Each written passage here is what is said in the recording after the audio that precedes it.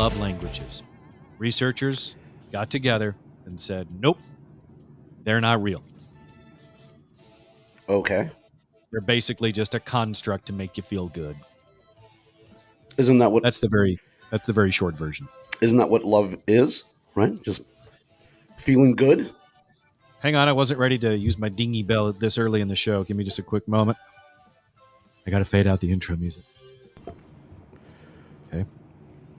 Stop that. Go to that. Yep. And a little delayed, but it's there for you, Raj. So researchers got together and they have decided that the love languages are not a real thing. Study refutes concept of love languages. This is from psychiatrist.com. So you know it's got to be reputable. The researchers argue that successful relationships require a comprehensive understanding of each other's needs and efforts to respond to those needs, dispelling the notion of a straightforward fix or improving relationships. Despite the popularity of love languages, the research team, aka assholes, found a lack of empirical support for the book's central assumptions, such as the existence of 5 distinct love languages and the idea that couples are more satisfied when partners speak each other's preferred language. Researchers didn't stop there by just saying, love is dead. They also offered up a suggestion. The researchers proposed a new metaphor for understanding relationships, suggesting that love is not a language to be learned, but should be seen as a balanced diet, encompassing a full range of essential nutrients for cultivating lasting love. So they traded in a very simple metaphor of language to now it's food.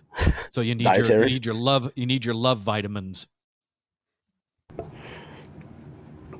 I feel like there's a book coming from these researchers, the secret love languages. I'm still waiting on the researcher that's going to put out there all the protein love that needs to happen. That sounded terrible, by the way. It was meant to, because it's going to happen. Protein love. I mean, I thought I thought all the whole thing behind the 5 love languages was just so you could communicate to your partner, if nothing else, how you liked to receive affection. Yes. Hang on. Okay.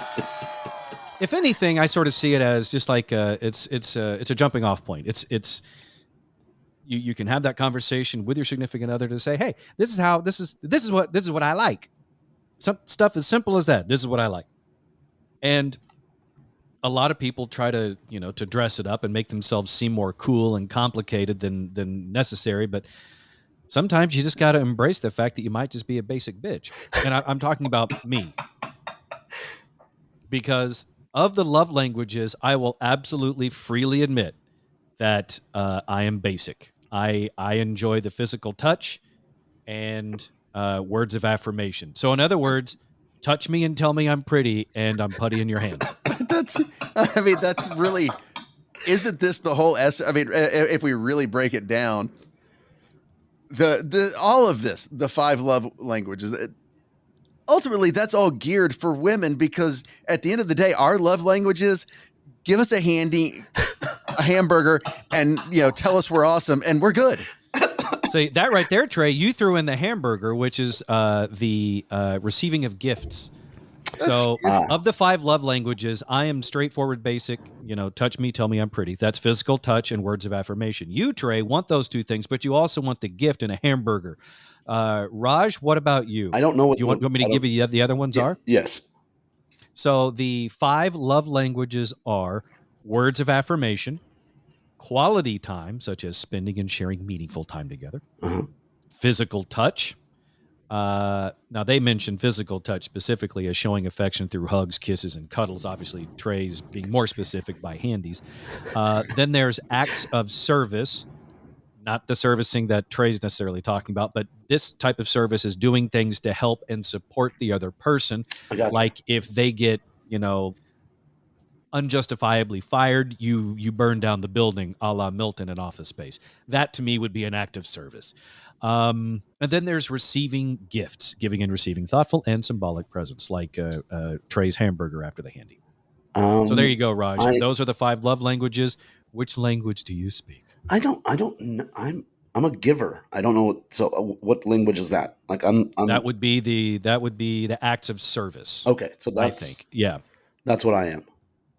But how do you want to receive love? Or is that the way you show love? Like, yes. you will show love through acts of service. But if your girlfriend came to you and said, what do you like? What are your languages? What would you say that you want to know that she loves you? That she, whatever service I did, whatever gift or whatever that was, whatever, if she enjoyed that or she loved that, that makes me happy. So you like the affirmation that comes exactly. from You need the words of affirmation, which I'm not surprised by. As a stand-up comedian, that was easily one of the things I would have zeroed in on. And Trey and I, being old radio people, now podcasters that have our toes in the comedy world, not as stand-up comedians, but as comedy people, we also need that those words of affirmation. It's not surprising that all 3 of us share that one. For stand-ups, it's the approval of strangers. Like that's what we crave. It's not loved ones. Like I wouldn't care if you came up and were like, "Hey man, that was a great set." Really don't give a shit. But if 3 people I've never met and am never going to meet again come up and like, "Hey man, that was amazing," I'm like, "Thank you so much." That means I needed that. I'm tired of hearing Dan and Trey tell me I'm great. I needed someone else to say it. Yeah, that's exactly what it is. So that's also how cheating happens. Many years ago in the 90s, there was a movie that was very prophetic that most of us took for granted at the time, with a very interesting character that we didn't realize how essential not only to the film and the franchise, but to the planet that he actually was, despite being fictional. What I'm getting at is Jeff Goldblum in Jurassic Park, because he said these amazing words, and they hold true today. There's one thing the history of evolution has taught us. It's that life will not be contained. Life breaks free, it expands to new territories, and it crashes through barriers painfully, maybe even dangerously, but, there it is. There it is. You're implying that a group composed entirely of female animals will breed? No, I'm simply saying that life finds a way. Now here's your current example of that. A stingray's pregnancy baffles aquarium staff with no males to mate with it. Wow. Jeff Goldblum knew. Yeah, he knew. A female stingray at a North Carolina aquarium is pregnant, leaving staffers puzzled over how a fish living without a male companion is reproducing. These are experts. They should know this. The Aquarium and Shark Lab by Team Echo in Hendersonville announced on a Facebook post the other day that its stingray Charlotte is expecting. But according to the aquarium, there's something fishy about the pregnancy because they don't have any male stingrays in that tank. They do say, however, there are 2 possible explanations for this once-in-a-lifetime science mystery. One way is a very rare process called parthenogenesis, in which the eggs develop on their own without fertilization and create a clone of the mother. Okay. The second explanation for Charlotte's pregnancy is a bit more weird science. They say the stingray may have mated with a male shark that was added to the tank in July. So we either get life finds a way to reproduce on its own, which is Jurassic Park level scary, or a stingray and a shark got together to create the next film franchise on the Sci-Fi Channel. Or God, I can't wait to hear this. Or Bubba, the guy who cleans the tank, looked at the stingray and was like, "Oh no! You remember that scene in Little Nicky? No,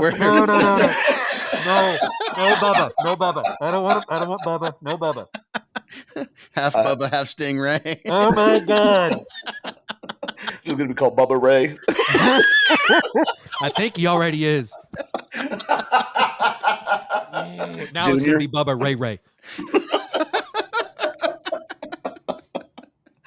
All right, it's immediately time to run new background checks on all aquarium staff. Because just because your record was clean when you got hired doesn't mean that it stayed clean throughout your employment. I mean, it is North Carolina. Yeah. It makes sense. When I saw Trey's face, I was like, he's thinking the exact same thing I'm thinking. Oh God! It was. Tell him where Bubba had him put that stinger.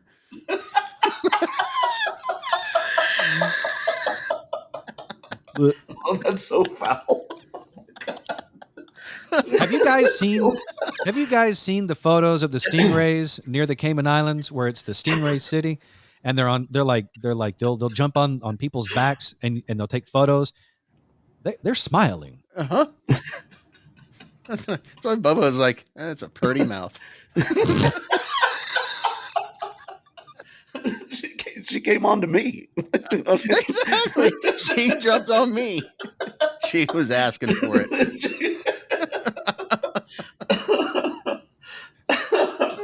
You know how at the beginning of the show when I said, let's get stupid?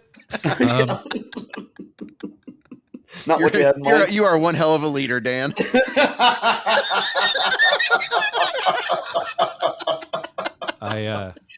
I believe that I am a true inspiration to you. You are. See, because like Martin Luther King had a dream. I have you.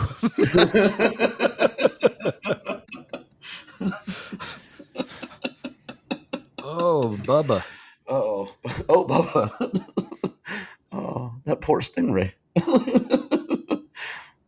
Why are we assuming the Stingray's displeased?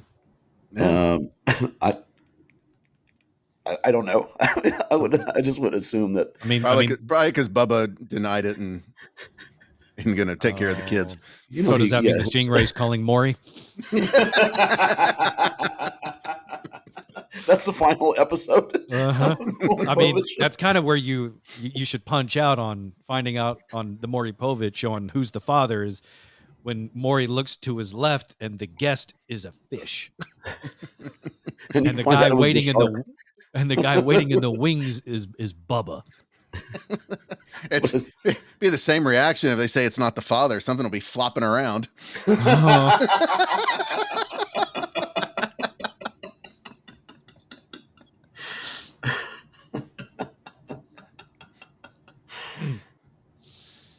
Are you questioning your life choices, Dan? All of them. Every single one.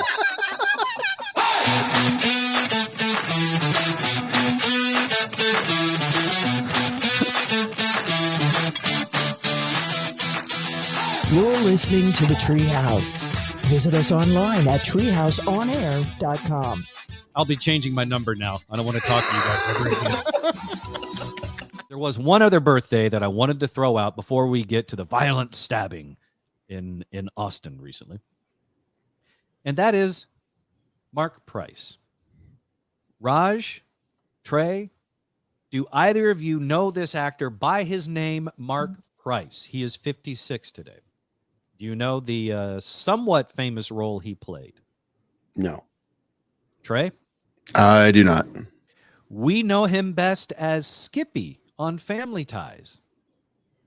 Oh, my God. Okay. Wow. Yeah. So now I have a follow-up question for you. It is a mini version of something we've played in the Treehouse for a long time, and that is Would You Rather? Raj, Trey, would you rather? I'm really bad for this, and I'm kind of sorry. If you had to trade lives right now with either Skippy from Family Ties or Michael J. Fox, whose life are you taking right now? Michael J. Fox. 100%. Shaky with money, Trey? Exactly. You want Skippy from Family Ties life right now or Michael J. Fox life right now? I'm going to go with Skippy. You're going to roll the dice and go with the okay. mystery outcome. Very interesting. Okay. Do we I know like it. I like that you're rolling the dice with the Skippy from Family Ties. But do we I know? mean, what I Skippy's had the doing? shakes for years. I'll go the other direction. Yeah, Trey already knows what it's like to be Yeah. like first time Michael J. Fox. But do we know what Skippy's doing? Like, are you trading? Are you trading like Michael J. Fox living in the hills in Hollywood, but he's a little shaky, over Skippy, who could probably be working at a Wiener Schnitzel right now? But he's got his steady hand hawking wieners. This is why I asked the questions. I don't really know. Let me see. I'm trying to see if there's something that says what Skippy is doing now. He expanded his career into television hosting. He was, that's right. He was the lead on Disney Channel's game show Win Loser Draw from 89 to 92. Wow. Okay. He was in Killer Tomatoes Eat France in 1991. Well, I'm sure you've seen it. So how was it? And I have seen Killer Tomatoes one, but I have not seen them eat France. Oh, okay. But I bet if I went to Pornhub, I'd find something else interesting that they might be eating. He actually seems to be still acting. Okay. In 2024, he is playing Mayor Thorny in The Girl 2. Oh, yeah. How was The Girl 1, Dan? Do you remember? Was it something you recommend? I hang on, let me click on to see if I'm actually familiar with it. Hey, also he is a member of the Sitcom Legends Tour. With, autograph signings with Marsha Warfield of Night Court and Jimmy Walker of Good Times. Wow, that is so. He's in good company. Well, his autograph's worth more than ours. Yes, but I was on a flight coming back from Las Vegas with Jimmy Walker, and I know where he performs. And I called the club and I'm like, "Hey, you guys have Jimmy Walker this week?" And they go, "Oh my God, is he on your flight?" I go, "Yeah."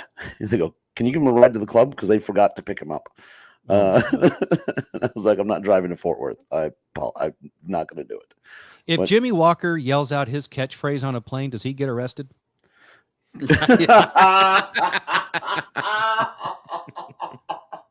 No, but if I'm sitting next to him, I do. At the beginning of the show, I mentioned that there was a violent stabbing in Austin, right? Yes. Well, see, what had happened was... allegedly. No, this is confirmed. A man was stabbed in the butt inside an LA Fitness men's locker room. With a knife? Really? Or with a Canadian. What else are you going to use to stab another man in the butt? Oh, wait. Oh, I hear it now.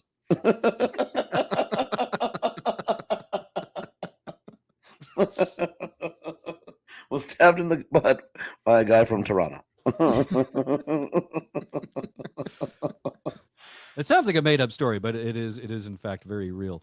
There was a man in Austin, 69 years old. He goes to the LA Fitness. I'm not making this up. Let's find the link here. Hang on. He goes to the LA Fitness and he's working out, and another man requests to use the leg press machine that he is using. And the man using the leg press machine, the 69-year-old suspect, said, "No, you need to go find something else to do."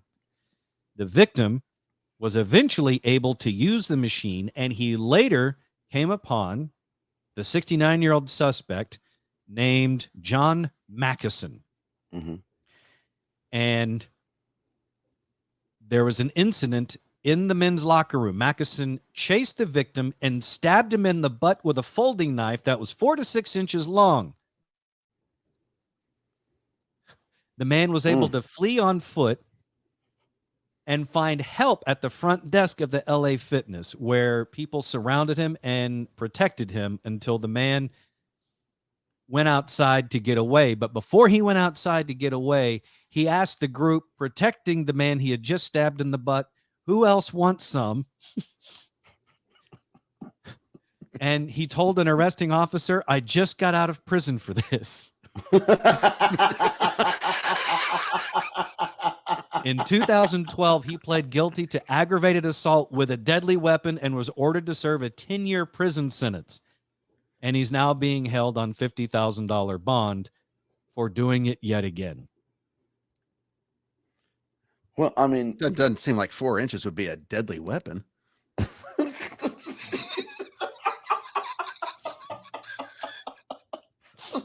You at think, least not in Canada. you think Texas is stretching the law a bit?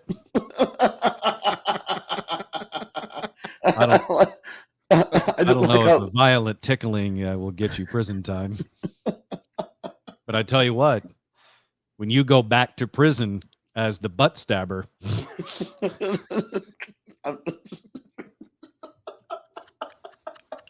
I think you're going to be popular. Yeah. You're gonna get attacked with more than 4 to 6 inches. I can promise you.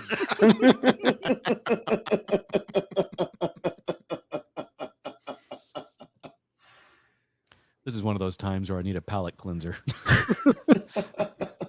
some old grandpa. That's what you need.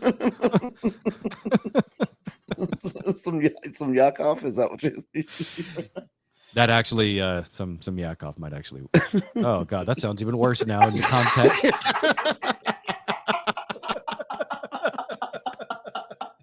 All right, I know I'm already at home, but I'm going home.